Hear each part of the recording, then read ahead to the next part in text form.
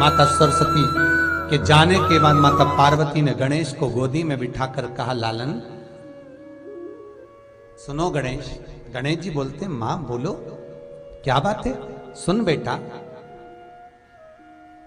संत बनना सरल, ब्रह्मचारी बनना सरल, तपस्वी बनना सरल, साधक बनना सरल, तपस्यावान बनना सरल है।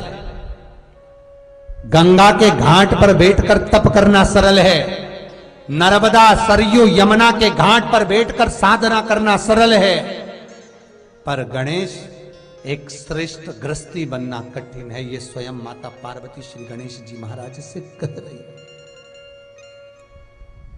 स्वयं माता पार्वती ये गणेश जी से निवेदन कर, बहुत कठिन है, बहुत कठिन। और आप सबसे निवेदन करूंगा, साधु सन्यासी तपस्वी साधक उपासक महात्मा जोगी ये सब बनना सरल है।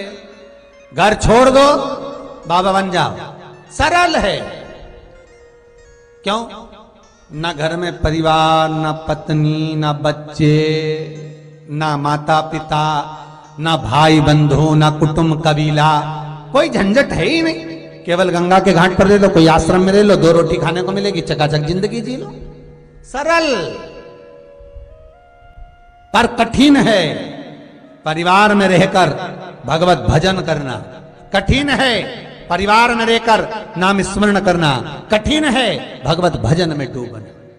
परिवार में रहकर जो भगवत भजन में डूबा, ये बहुत कठिन है, बहुत कठिन।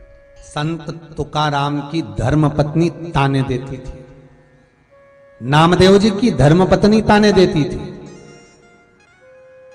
कितने शब्द मीराबाई के पति ताने देते थे, कितने शब्दों का संबोधन, कितनी बार ताने, कितनी बार अपशब्द, कितने बार शब्दों के बाण चलाए गए, कितनी बार कहा गया, कितनी बार संबोधन कहा गया। पर जो भाव चित्त वृत्ति जो परमात्मा में लगी हुई है, जो भाव चित्त वृत्ति परमात्मा में डूबी हुई है, और अपनी बुद्धि को भगवान को समर्पित कर दे। बस परिवार में रहो, जो जग में रहूं तो ऐसे रहूं, जो जल में कमल का फूल रहे, मेरे अवगुण दोष समर्पित हो, करतार तुम्हारे चरणों में। भगवान को छोड़ कर रहो कि मेरा पूरा जीवन आपके लिए है।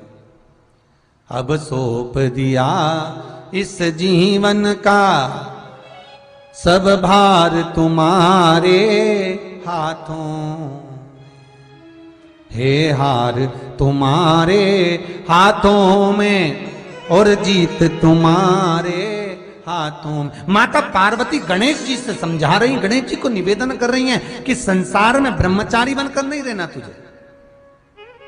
तुझे तपस्वी बनकर नहीं रहना, तुझे साधक बनकर नहीं रहना, तुझे साध्य बनकर नहीं रहना, तुझे तो केवल और केवल गृहस्थ आश्रम में रहकर भगवत भजन करना। माता पार्वती ने पुत्र की बुद्धि को ऐसा कर दिया कि तेरा विवाह होना जरूरी है।